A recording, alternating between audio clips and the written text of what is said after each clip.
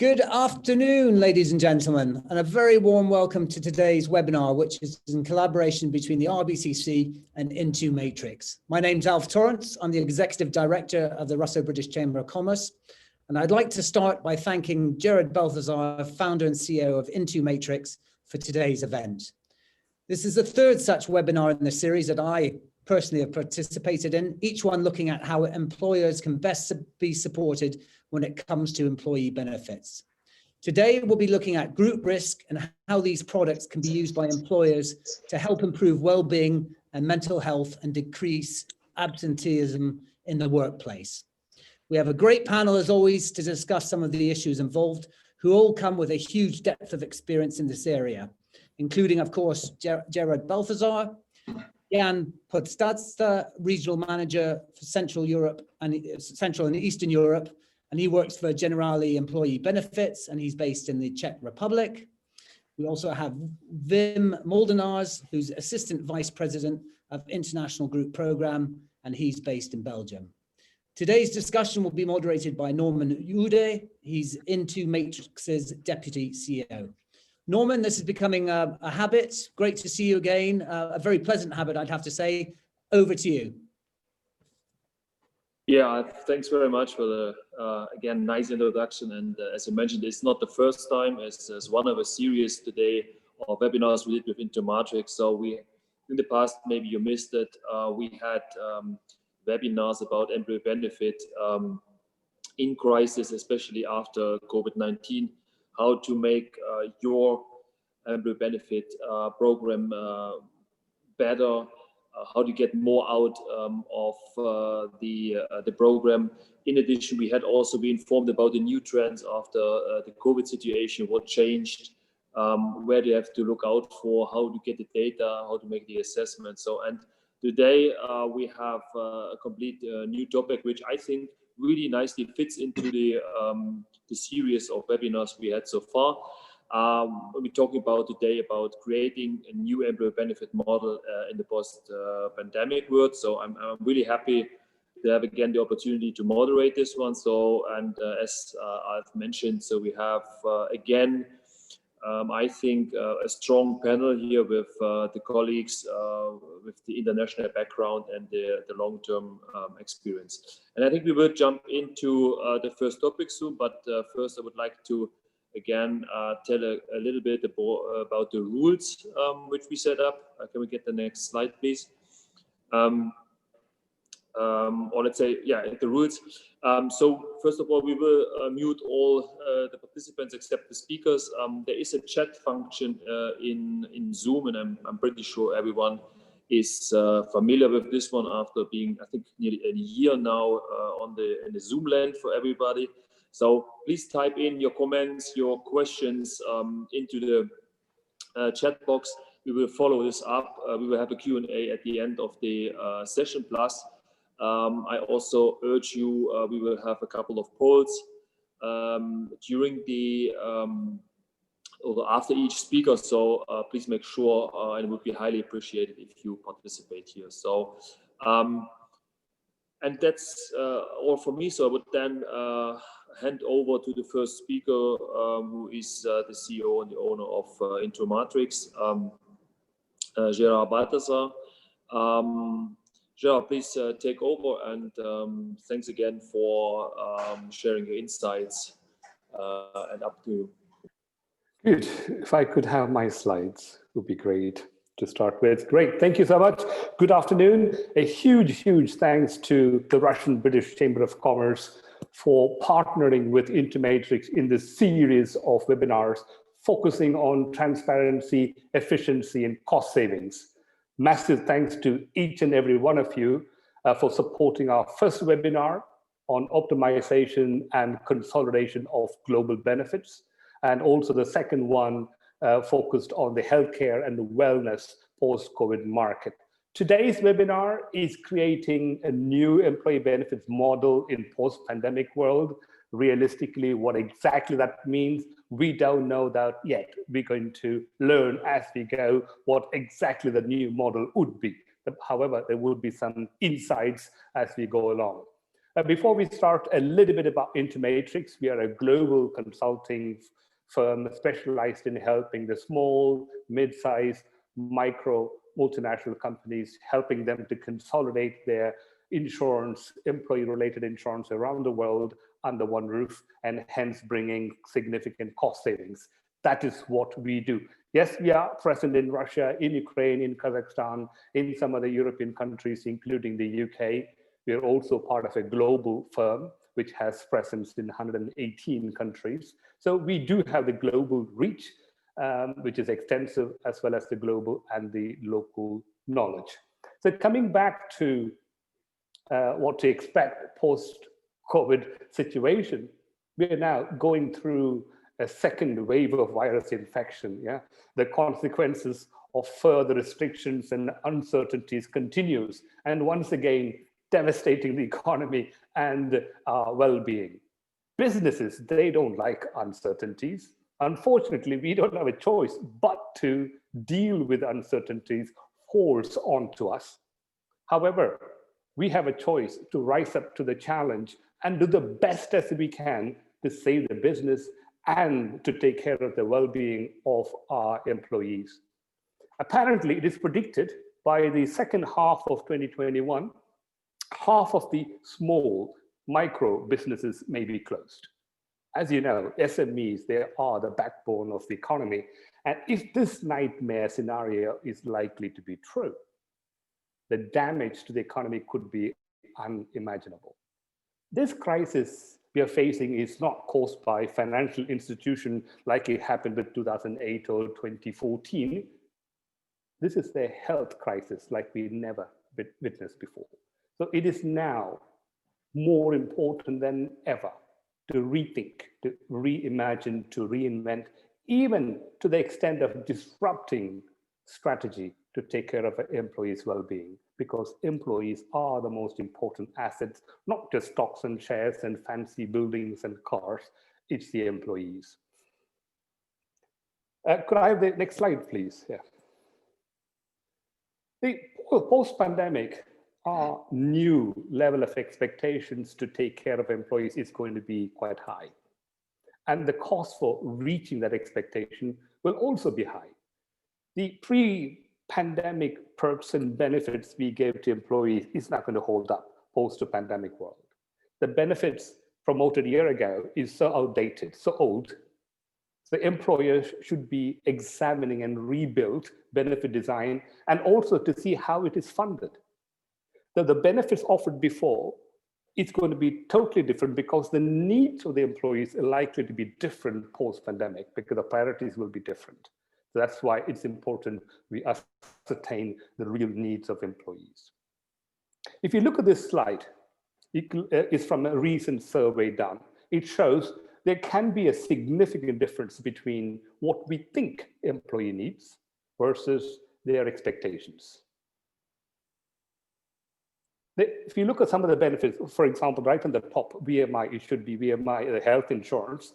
When you look at it, a higher proportion of the employees are appreciating it, but less than expected are offering it. When you look at further down, the last third, the healthcare offered to dependents, to spouses, also superbly highly appreciated, but fewer employers have been offering those options. When you look at other benefits like corporate education, flexi time, lunch allowance, car allowance, extra vacation, and so on and so forth, these are important, but it's likely to be further down the priority for employees when it comes to post-pandemic.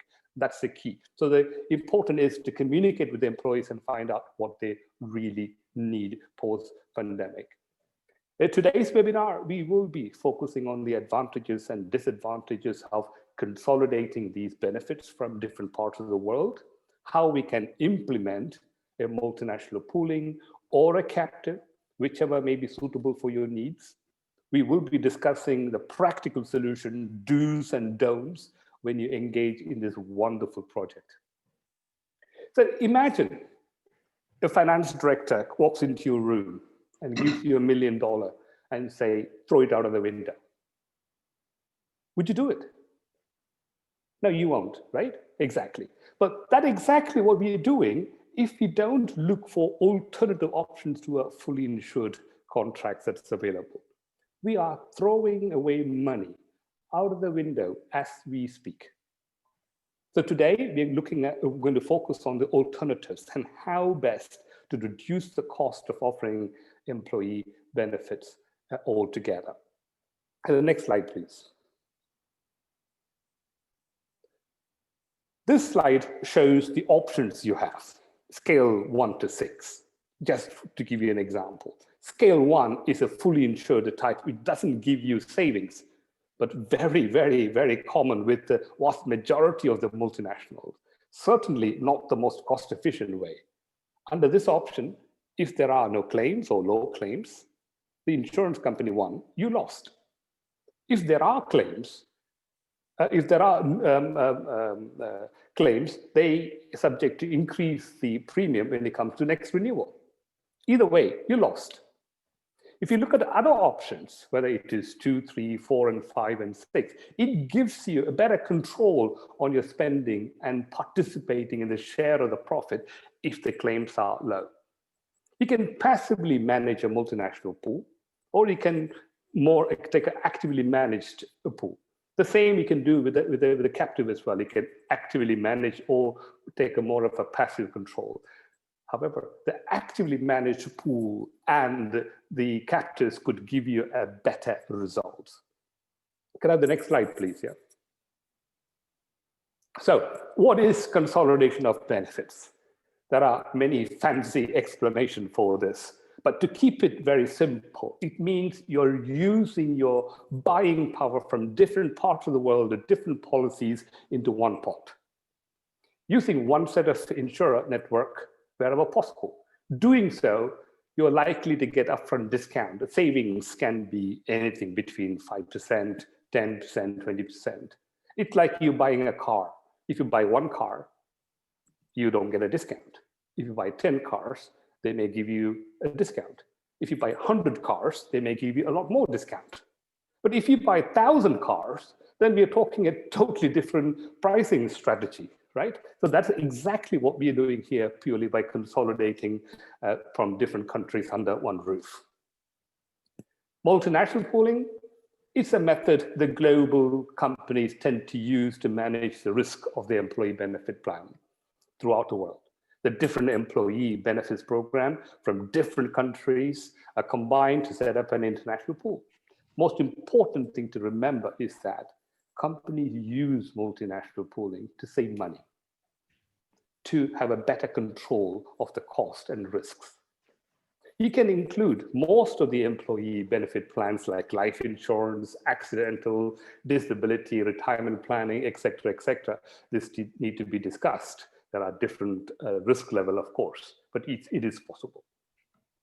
Captive, it's like an in-house insurance setup to act as a direct insurer for the client and its subsidiary companies, eliminating unnecessary cost and eradicating insurer's profit margin. Captives tend to be usually for the larger multinational, but things changed a lot recently. It is possible for a small, mid-sized multinational to benefit from the captives setup as well. I want to talk to you a little bit about multinationals. Apparently, there are in excess of 90,000 multinationals, and some say in excess of 100,000. It doesn't matter. The fact is, there are a lot of multinationals around the world. Out of that, around 90% are represented by the medium-sized, small-sized, micro multinational, nano multinationals, and so the majority of them are covered by these multinationals. So to be a global player, you don't need to have presence in every country around the world. It could be from starting for 2 or 3 countries, but it could be more region-based as well. Like in Europe, like in the Eastern and Central Europe, like in the CIS region, in the Middle East, in Africa, Pan-Asia, in Americas. So it doesn't have to be all over the world to be able to use the proposition we are talking about today. And the vast majority of the multinational, they tend to be so decentralized. Operations locally are run autonomously, different countries offering different benefits, different rates, different underwriting terms.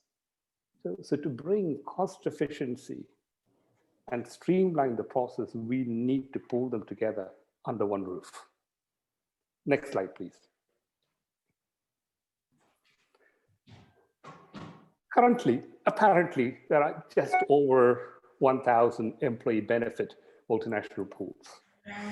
This is less than 1%, maybe slightly over 1% of the total multinational. Even less in number when you look at employee benefit captives. I'm talking about EB captives, employee benefit captives, not the property and casualty benefits, which are a lot more in numbers. This figure is really worrying, embarrassingly worrying. I wonder why very few multinationals take up this global consolidation process altogether, particularly in the smaller sector. If you break it down even further, out of the 1,000-odd employee benefit pooling, 2/3 of them are set up by the big multinationals, even though 10% represent that sector. And the 90% are even smaller. 1/3 of the existing pool are set up by the smaller sectors, which is quite concerning, frankly. So there is a lot more room for us to do things better post a pandemic world. To touch base very briefly on the history of multinational, it's not a new concept. It's been around for a long time, well over 50 years now, half a century. In fact, it all started as a result of a financial boom during the Industrial Revolution during 1960s. And one of the first multinational pool was set up by, and I think one of our speakers will give more insight to talk about the history of that particular pool. I don't want to spoil it. But many ask, how is it possible to set up insurance from different countries, different policies, using the economy of scale under one roof? The fact is, not even the biggest insurer don't have a presence all over the world. So the network of insurer is a solution. Network of independent insurance companies, which they have been providing employee benefit services to multinational companies all around the world. In fact, there are several thousands of insurance companies, maybe even tens of thousands of insurance companies all around the world, but there are only 8 network of insurers.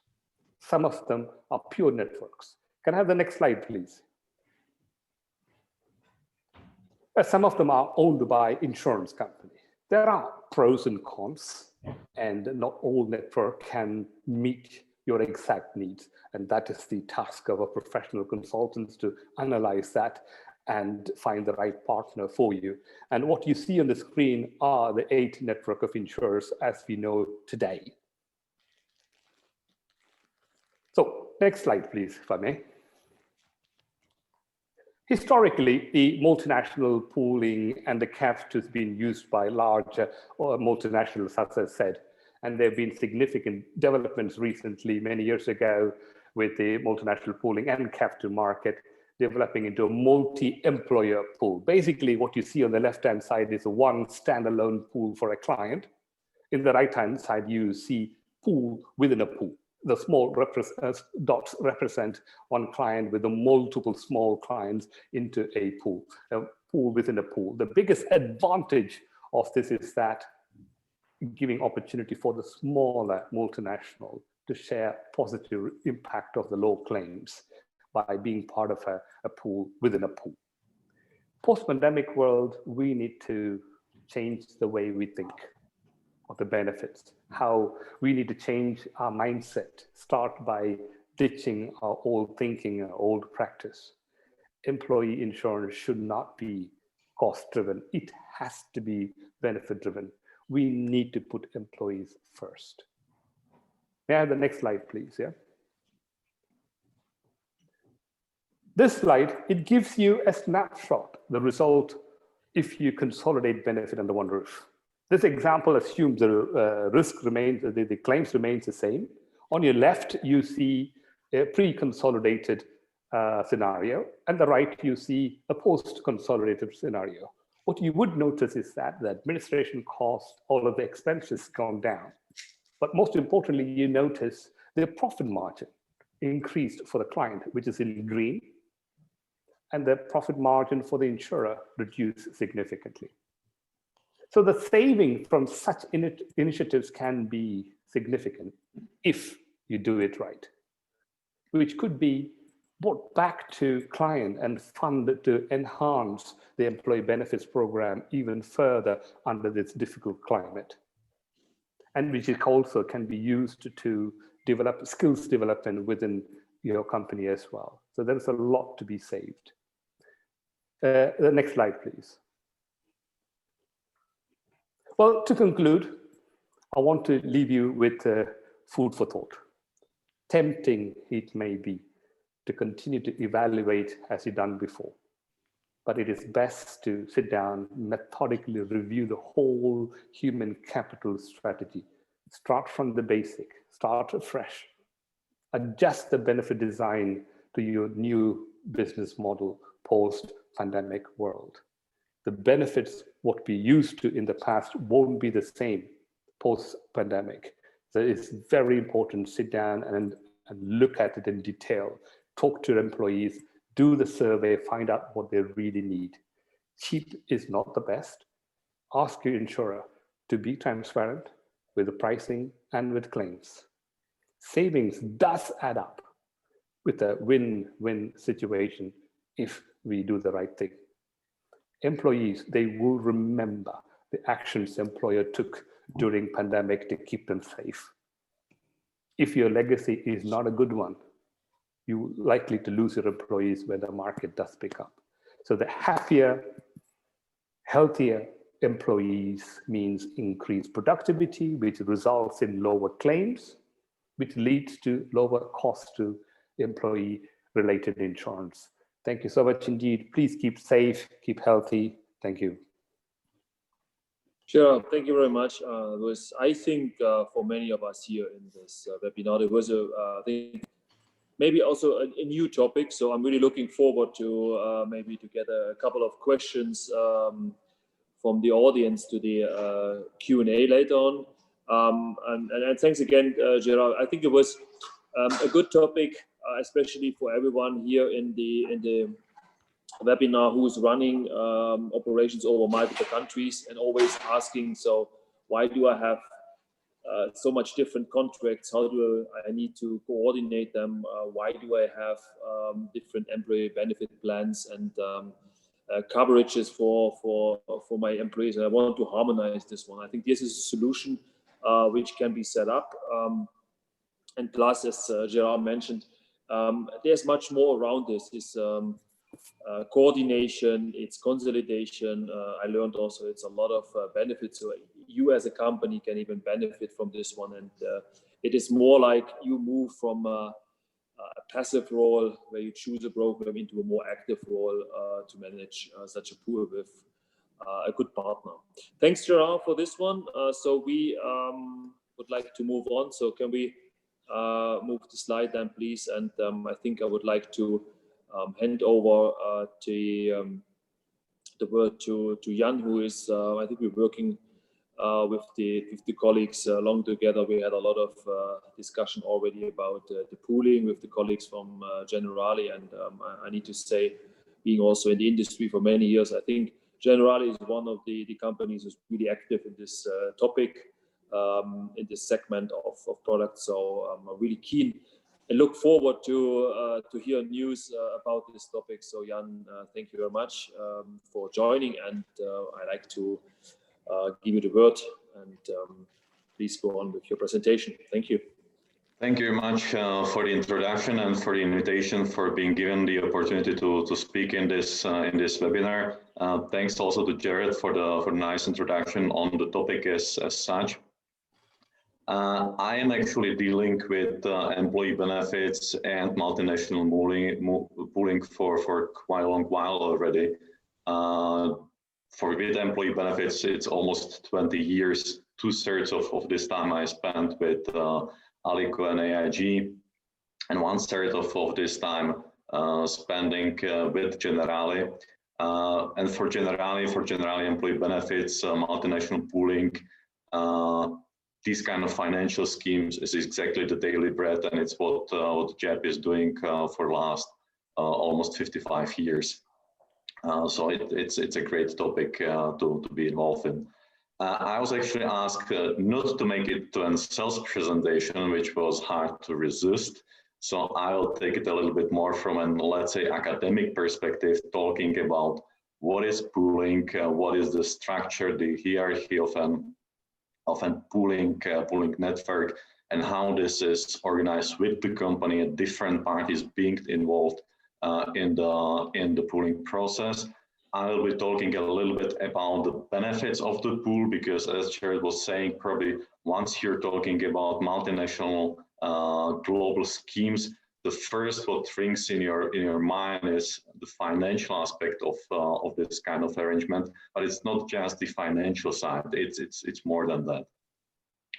And the last part will be a little bit talking more about the technicalities. What are the types of pooling and what can be the features included in different pooling schemes. So if you can go to the next slide, please. It was already said that pooling is a kind of financial instrument for optimization of the performance of an account of a client. So you can imagine it as a kind of overall profit and loss account, where you're taking all the possible sections you would typically expect in a profit and loss account. So you're taking the premiums, you're taking the claims, you're taking the reserves, different expenses and costs, like intermediary commission, like local retentions and admin components. You put all these things together and try to create a bottom line of the whole scheme. And when there is a surplus coming out of this whole calculation and the consolidated view, this balance and the surplus is shared back with the client. So this is the financial benefit the pool can receive. And there are different arrangements and different types of pools, how to deal with the unfortunate situation where simply all those costs, claims, and other components are more than the premium, and actually the pool is in a negative position. A good question discussed during different occasions is, okay, what can be included in the pool? To pool the products or riders are typically those having a risk component. So we are talking about life insurance, we are talking about accidental insurance, medical insurance, disability insurance, and several times around it, because these are just general words, which can be, of course, put it down to more riders. There are also types of products which typically do not participate on a pooling agreement. And just to give you a sample, many policies today have assistance components. So be it an assistance provided by the insurance company, be it third-party service provided together with a risk policy. This is very common today. You will also not find risk component in pension products. So this is also typically not participating in pools. And there might be also regulatory reasons which prevent some countries, some providers from pooling the entire premium or from pooling some specific riders or products. And there are also products which have, of course, a risk component, but are unlikely to be seen in pools because they're highly unpredictable and have a long run, like typically a long-term disability, which can create claims being paid out over several years or even decades, and they will bring a big disruption into the performance of a pool, which typically has a 1 year period to evaluate the results. The next slide is outlining a little bit, if we can change. Perfect. Who are the parties participating in the pool and how the structure looks like? The picture as such looks pretty complicated. So let's divide the groups of participants. First, you will see there the pooling provider. So it's a network which is running all the agreements, is doing the consolidation, is taking care of reinsurance agreements, all these things. Then we see the client, and we see the client from two perspectives. First, we see the head office, and second, we see the local subsidiaries of a concrete multinational client. We see local insurers which the network is using to provide and front the risk locally. And we also see brokers or consultants. Again, we see those brokers and consultants on two different levels. The first one is the head office, because there might be services provided by a global broker, and there might be local brokers involved once a local contract is facilitated and created. So basically, you can imagine that we also, as CHEP, we have an network of local insurance partners in all the countries, and we have reinsurance treaties closed with those local providers. The local provider is issuing a typical local policy, local admitted schemes, and through these reinsurance agreements closed with us, we are facilitating and we are bringing all the risk to a central pot, like Jared was calling it at the beginning, and we are this way centralizing and accumulating all the reports, all the claims, all the premiums from all the local subsidiaries of a local client. And at the end of the pooling season, we are doing the consolidation, and through a multinational pooling agreement, which is closed between the pooling network and the head office of the multinational company, there is an exchange of data, of information, interpreting the data, and of course doing also the accounting and providing, in case of a surplus, the positive balance back to the client. I think we can go to the next slide. I was saying that probably the first thing coming to your mind talking about pooling, but also captives, etc., is the financial optimization of a multinational scheme. But it's not only this. It brings the information about the overall performance of a program, of an employee benefit program the employer is designing for their employees. So through this consolidation, through the participation in a global contract, the center can very easily get information and data from different countries and can see what is provided in concrete countries, what is provided in concrete subsidiaries in terms of benefits, what are the sums insured, what is the performance of different countries, what is the pricing, what are the pain points, whether there are some schemes which are making losses and there is a need for optimization of the benefits, potentially for health education, medical education of employees. So it's by far more than just the financial side. It also gives the employer the access to experience and the know-how of the network, because as said, today you see that we have thousands of different multinational clients, or clients having an overlap regionally or globally. But as Jared was saying, there's just a small fraction of those clients using a kind of consolidated approach to employee benefits and benefiting from similar schemes like pooling. Of course, it's the pooling dividend which is attractive for the client. It was visible also in the graphs before. Coordination, data flow. This is what I was already mentioning, and there is several other aspects which can help to be defined at global level. So once a pool is defined and created, there can be features of the pool designed and agreed for all the participating companies. So there may be a global free cover limit applied to all the participating companies. There might be different agreements on exclusions. If a certain company wants to have a typical exclusion to be covered, there can be an agreement that this exclusion waiver will apply across the whole pool. So there is more ways how to deal with the pool and how to use the communication we are facilitating through our agreements and the contracts with local providers. Let's go to the next slide. The pool as such is not a very complicated animal, and it's basically just one agreement which is closed between the head office of the company and the pooling provider. The contracts are nowadays not very complicated. They're done in a very friendly way to be readable, to be digestible, even for people not dealing on the basis with insurance things.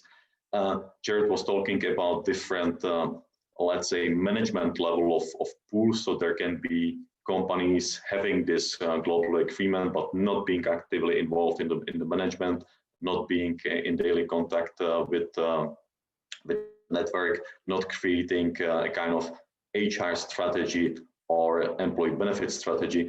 But as they get deeper into the topic, there can be much more active management in terms of defining, let's say, global benefit schemes, unifying the benefits, unifying the approach for different segments of their subsidiaries and local clients. In terms of technical parameters of the pool, mentioning just a couple of them, in order to protect the balance of the pool and to make the result predictable, stable, and with a potentially positive long-term development, there are several tools how to do it.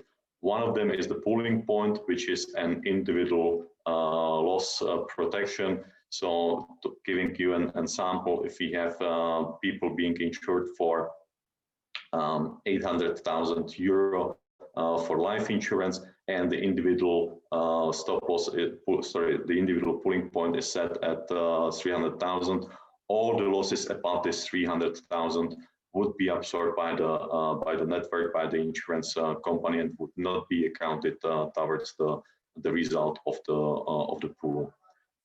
Stop loss is a little bit similar. It's not the protection against an individual loss, but it's an protection against a cumulative loss, which is coming from multiple claims. So there might be again a pool collecting 5 million euro in a year globally, and if there are excessive claims over a certain threshold, again it would be the insurance company absorbing the claims over a threshold. I was saying that if there is a surplus at the end of the pooling period, of the accounting year, there can be either a surplus which is then shared back with the client, or there can be also a loss if the claims and the expenses are exceeding the premium. And there are different ways how to deal with the losses as well. The most common is the first what I have here on the slide, which is called loss carry forward, which means that the losses are simply transferred to the next period, and in the next accounting period, the pool starts with a negative balance. Loss free is the complete opposite of the loss carry forward. So there is an agreement, of course, there is also some fee linked to that and some expenses, that the insurance company is absorbing 100% and loss created during an accounting period, and this loss is not carried forward to the next period. Stop loss is something similar, but just there is a threshold to define for it, what is the maximum limit carried forward in the given year. And there are also several other features like a write-off period. So you may say that if the pool is in a deficit for, let's say, 3 years, 5 years, the term can be defined individually, and each of the networks is doing it a little bit different way. That after this certain period, again, the loss might be absorbed by the insurance company. And one option is as well defining a kind of contingency fund, which is filled from a positive balance in a given year, and it's a kind of stabilization reserve.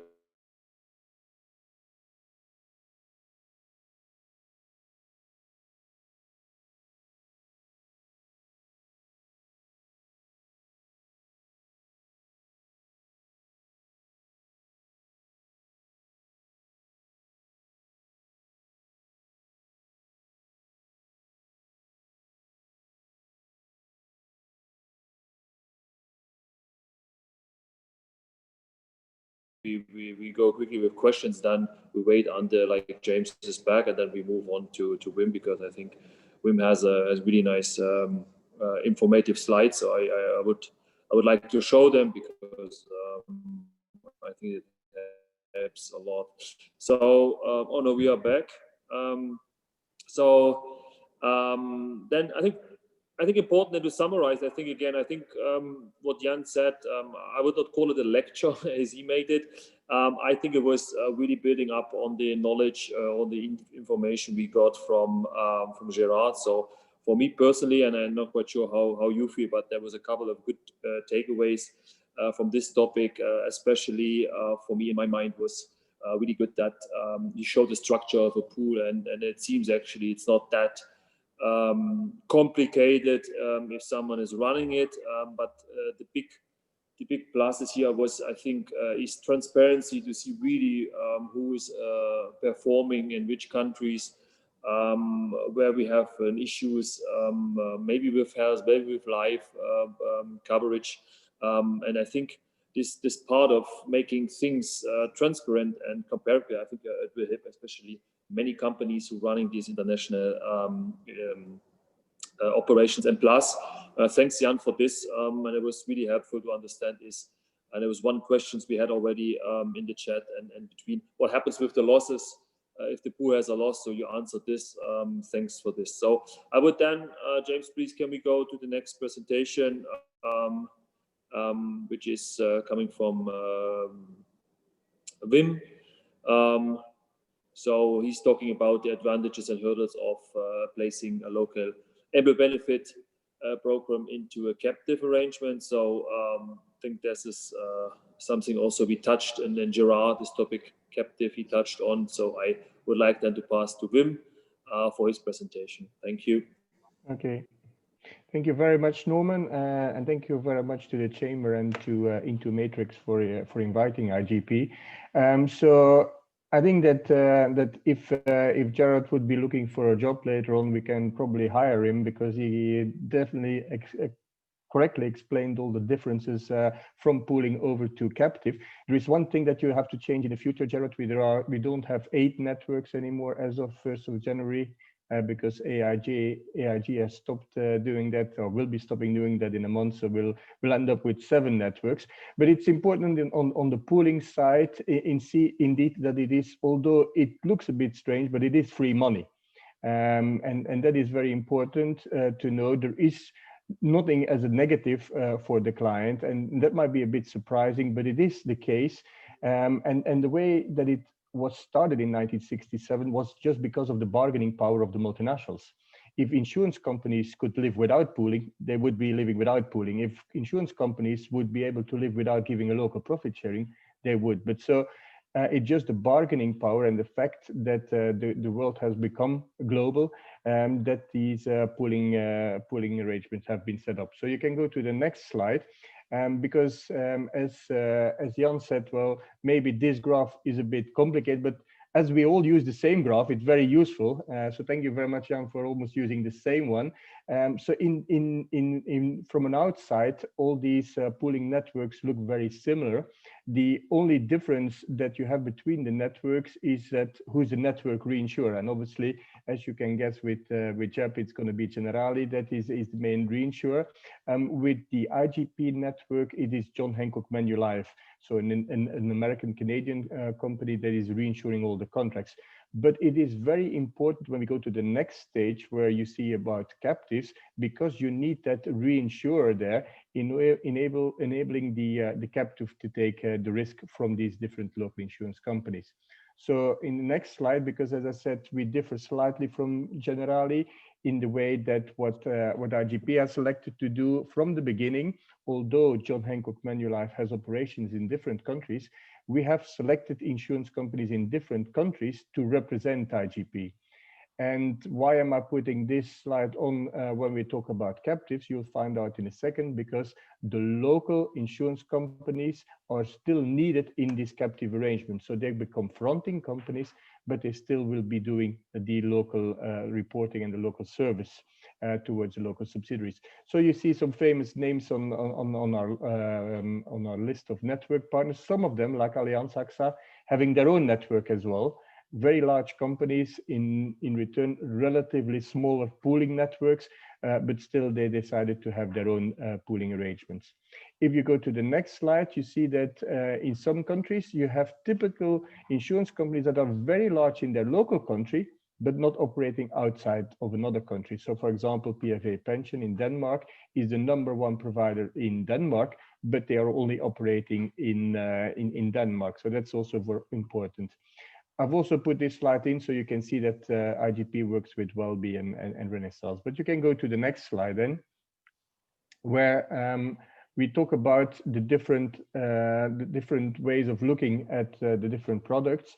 And yeah, you can click a few times so that we see all the boxes there. Yeah, so it's a bit similar to the slide that Jared was using, where on the one hand with multinational pooling, you could say that it will suit very decentralized companies that do not really have a risk appetite to also take part in the risk of these employee benefit plans. And so when you go over to the more right-hand side, you go into the captive reinsurance, where it is really a centralized approach. And there's also a need for a risk appetite, whereby the captive also takes full part in the risk of the local employee benefit plans. The middle one, the global underwriting and pricing, is a relatively new product because, as Jan said, IGP and the rest of the network started pooling more than 50 years ago, 1967. And as maybe already Gerald knows, Ford was our first client that started the pooling arrangement in 1967. But so the principles of pooling are still the same 50 years further on. So logically, the local markets, the international markets, and the consultants said, well, why is this principle still the same after 50 years? There must be something else that can be offered to the clients. And that's how global underwriting pricing came about, whereby the discount, instead of giving the international dividend at the end of the period, we give the discount in the beginning of the year, but then also in return for getting a certain amount of business. So that's the story that Jared was saying. Well, if you buy 100 cars and you can say, well, I'm going to buy 100 cars, you get the discount. And in this case, you can get the discount up front.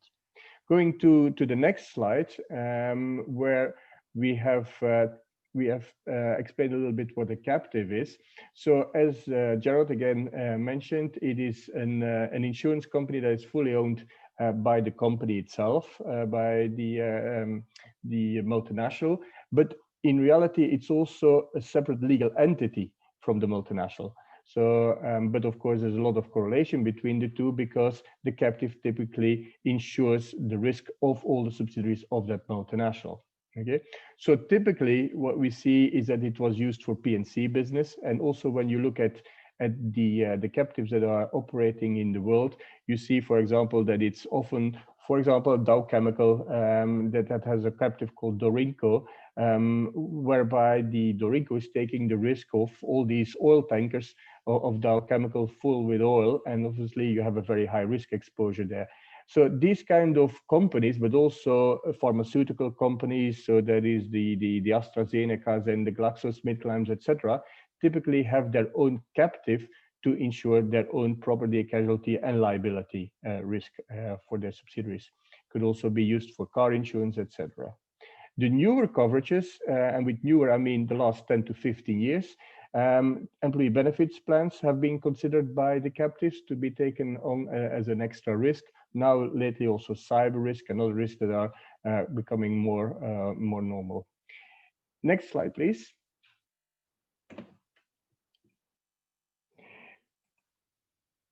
Okay, so just saying, okay, so looking at the number of captive insurance companies, as Gerald said, 90 to 100,000 multinationals, but 6,500 to 700 of those multinationals have their own captive. There are quite a lot, and certainly with a lot of multinationals that have headquarters in the US, they might have just a US captive, and that could be to take the medical stop loss risk or whatever. But so it's for different sectors, for different sized multinationals, but about 6,500 to 7,000 captive insurance companies. Why were they established? And you've got a list there of the reasons why a captive is or was established. Reduce reliance on commercial insurance. So In other words, the captive can take their own risk. They don't have to go to a commercial insurer to rate the risk. Reduction of the cost of the risk management. So indeed, you take away the insurance risk there in the way that it's transferred to the captive. Stabilization of pricing, again, coming back to what Gerald said, that of course, if there are bad claims, the insurance company typically increases the rates the next year. So with a captive, you can stabilize the ratings more. Provision of cover where otherwise unavailable. That's what I mentioned with Dorinco being used by Dow Dorinco captive of Dow Chemical, because they don't find insurance companies that are willing to take the liability risk of these huge oil ships and boats around the world. Improved cash flow in the way you don't have to pay the premium in the beginning of the year. The money is kept, and only when the claims are happening, the captive has to pay the claims. And ability to customize insurance programs. I'll come back to that later on, because there it's important that COVID-19, for example, has increased the interest from the captives in the employee benefit solutions. So if you look at the number of captive arrangements, so in 1995 to 2005, you really had a handful of captives that started to look at employee benefits. Adidas, for example, Eli Lilly, and a few others. But these were really more of the exception to the rule than anything else. From 2005 to 2020, you see that there are more and more captives that are looking at employee benefits. And so currently we have around 130 captives, including employee benefit plans. But if you look at all the studies from both the consultancy side and also from the pooling side, we see that this is really the growth area. More and more companies are using their captives, are becoming more centralized, and therefore also using their captives to include employee benefits. And the expectation is that in about 5 years from now, we will have between 400 and 500 captives. This is still lower than multinational pooling arrangements that we have. Because at IGP, we have 800 multinational pooling arrangements. That's still the vast majority of our clients. The captive clients, a dozen of them, are the minority, but that's the biggest growing area there. Okay, I'll go to the next slide, please. Okay, so how does this arrangement look from an organization point of view? So the only thing that is different in this slide compared to the pooling slide is that obviously there is a retrocession agreement between the network reinsurer, whether it's Generali or whether it's John Hancock Manulife, up to the captive. So the advantage here that you see immediately as well is that the captive only has to sign one retrocession agreement, and they can also use the licenses of all these network partners in the different countries. And so they don't have to go to each and every insurance company locally, but can arrange everything through one retrocession agreement. Okay, next slide, please.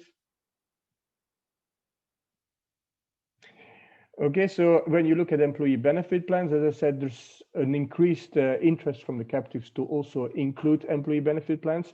If you nowadays go to the different captive forums, whether it's in the US or in Europe, typically in Luxembourg, employee benefit plans is always on the agenda of the captives, because a captive prefers to have as many risks as possible within the captive. And they have not touched employee benefits for a long time, although if you look at the first thing that is mentioned here, overall healthcare plans cost reductions and improved risk management governance is becoming very important, because the cost of medical, for example, is increasing by 2-digit every year, where typically salaries, if you look at it, are probably increasing by maximum 2, 3, 4%. So the cost of these medical plans is increasing a lot, and by taking more control via the captive, they can indeed achieve these cost savings. Probably, as I said as well, with respect to employee benefit plans, you don't have to go to the commercial insurance market. So you are, as a captive, involved in the rate setting, and also in what is in the next thing, that is the plan design and the terms and conditions of the contracts. Right, so the captive is involved in there, so they can, for example, in a country where it's difficult to exclude pandemic, under the death cover, they can still change it and include the pandemic insurance coverage there. Moreover, they can say, well, we don't want anybody to do a medical examination or whatever. So in other words, the captive also is involved in the local plan design and, as I said, also in the local rate setting. For the captive, it's also important to include employee benefit plans together with P&C. And the reason for that is that it's unrelated risk.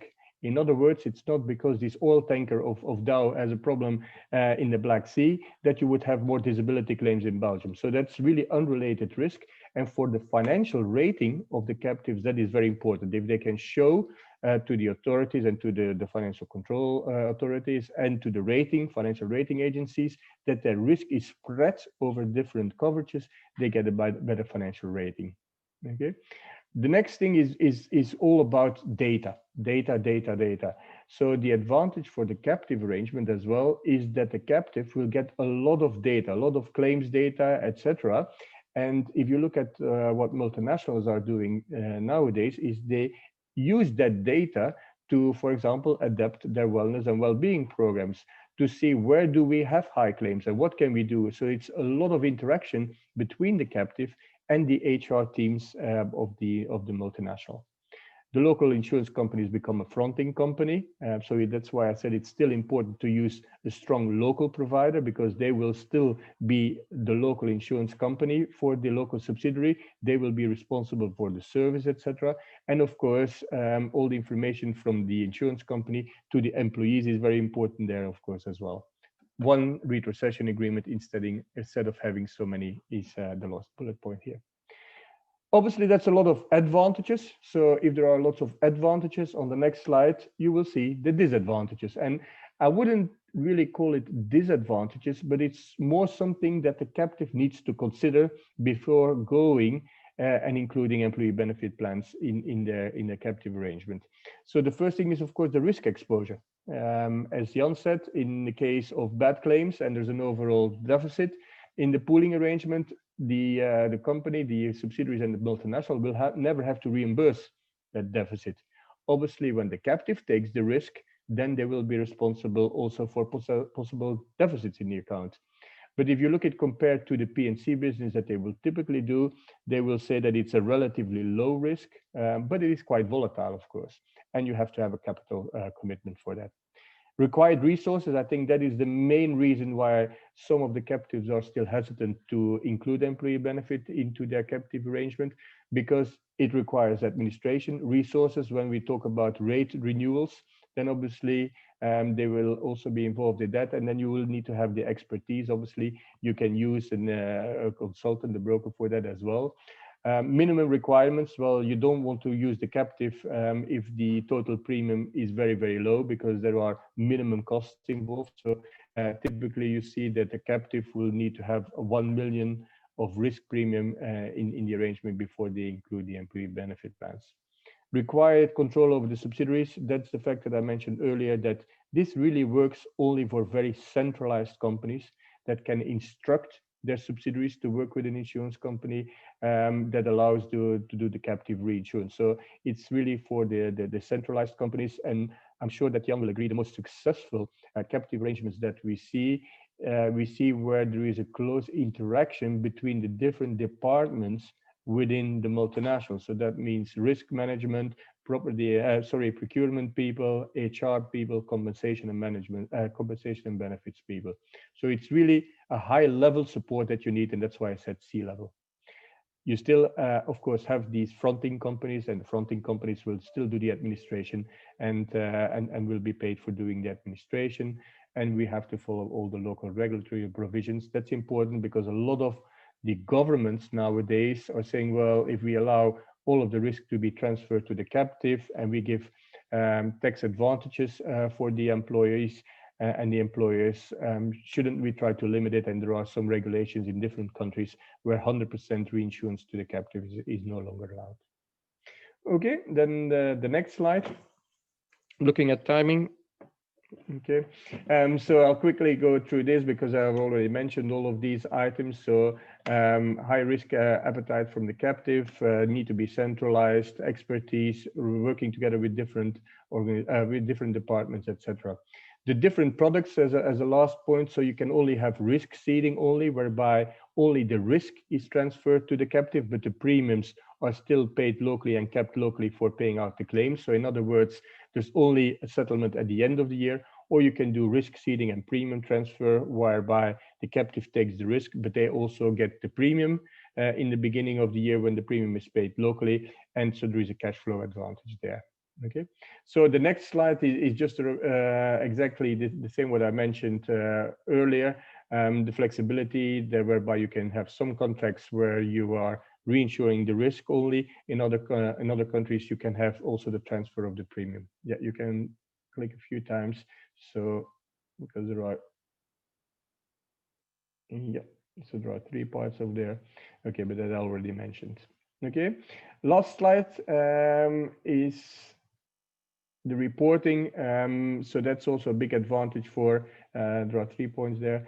So you can see that the reporting towards the captive is also very important with detailed quarterly reporting, the data, as I mentioned earlier. Okay, that's it from my side, because I see we're getting close to the hour. So thank you very much for that. And if you want to subscribe to our newsletters, you can go to igpinfo.com and subscribe there to our newsletters. Thank you very much. Thank you very much to you, Wim. Also was like, again, like building up on the knowledge we gathered so far, and was a good insight into the captive. I think with the look on the time, I think we will have like a couple of questions. So again, like to the audience, please use the chat box or raise the hand, which is possible here on Zoom, so we can unmute you. So I have a couple of questions. First is, so we heard a lot about these opportunities, which give a lot of advantages in with different views. The question is, we mentioned a lot of these big companies, the multinational companies, but what is these solutions also available like for smaller companies? And if so, like SME segment, and if so, what would be like a size of such a company, to give a little bit the audience a feeling when they have access to these solutions and maybe when not. So I maybe ask Wim or like Jan or Gerard to answer this question. Yeah, I'll start. So for us, there is no minimum size limit. So in principle, we had in the past, I think the requirement that the company had to have 1,000 lives employees worldwide and operating in 5 countries. But we don't have that strict criteria anymore, because we want to be as flexible as possible. And if you look at some of the companies that are now our biggest clients, some of the IT companies, if you look at the Cisco or whatever, they started also very, very small. It's more important for the network, I think, to see, well, what are the expectations of growth for the multinational. But we've been focusing a long time, as Jared said, on the very large multinationals. But now I think most of the networks are also focusing on the medium-sized companies. Yeah. I can probably confirm that. I think the history was really about the big fishes, the big companies having standalone pools. Now the trend is approaching also SMEs and basically bringing the advantages of an global centralized approach and arrangement down to smaller companies, starting multinationals. So the thresholds on our side, if you're talking about our products, also went down.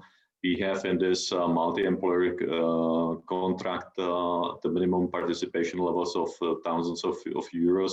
So it's really already micro contracts, I would call it. And the participation starts with 2-3 countries. So it's a materially different than it was, let's say, 10-15 years ago, where this was really just for the big known names.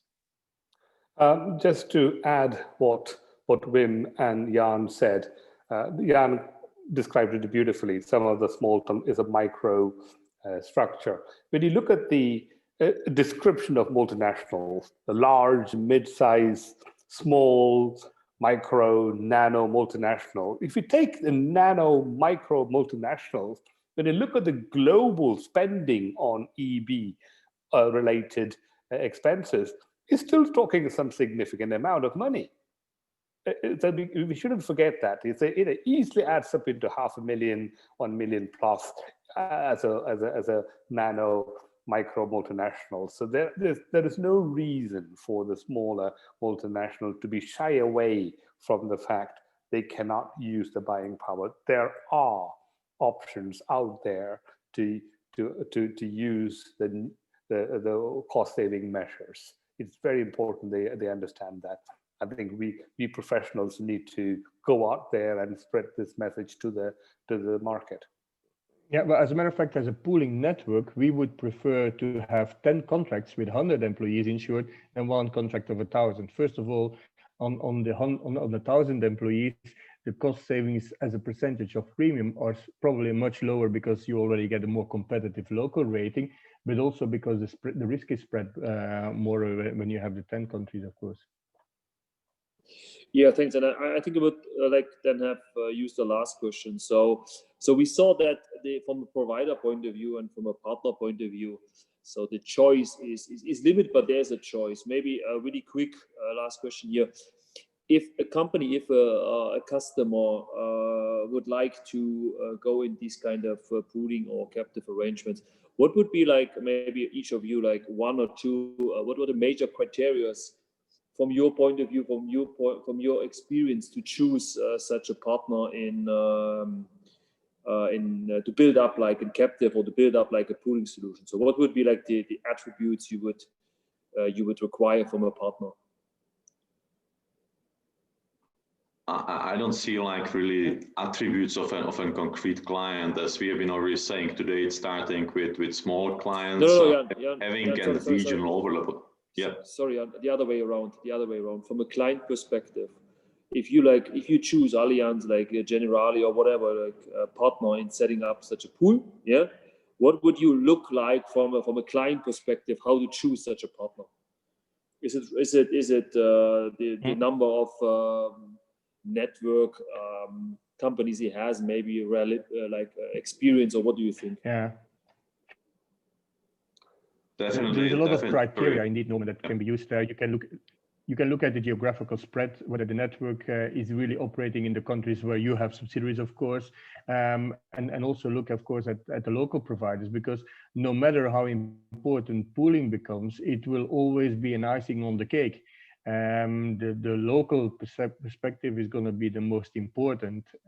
You can take into account potential pooling advantages, but unless you're God and you can predict the claims in the future, you don't know what your international dividend will be. So I would say geographical spread products like Jan was talking about, free carbon limits and other things that you can benefit from being part of a pooling arrangement. So a lot of criteria, I would say. If I could step in, apart from the fact the global reach the networks have, the number of reach in different countries may not necessarily meet the client's needs. We also need to look at the type of benefits they're offering. So for example, life insurance, straightforward. Most of the partners in many countries do that. However, when you go into disability and other terms, whether health or pension-related benefits, if you're going to include that in the pool, it may not be possible. When you look at all the 8 networks, will be 7 soon, as Savin pointed out, is that it's not going to be suitable for every single client. It's just not going to happen. Unlikely. I'm not saying it won't, unlikely. But there are times you may have to engage 2 or 3 other networks together to facilitate that. It is not a bad thing. It is, the networks are very good. They work very hard to create a synergy for the clients. And it is a brilliant concept, which I think most should take advantage of. Okay, so thank you very much to all of you. So I would say we can then close the webinar. So first of all, from us, from In2Matrix, I would like to thank all the speakers, Gerard, Wim, and Jan, and then also I would like to thanks Alf for the introduction, and for sure the colleagues from the Russian-British Chamber of Commerce who organized that. I think are we going to do the poll? Today. Are we going to run the poll? I think we are much over time already, so that's why I think we skipped this today. Again, thank you to everyone for the good webinar. I think we will organize some more in the future, and I hope to see all you soon. Yeah, thank you very much. Have a good evening. Thank you. Wherever you are. Thank you. Thank you. Thank you again. Bye. Thank you.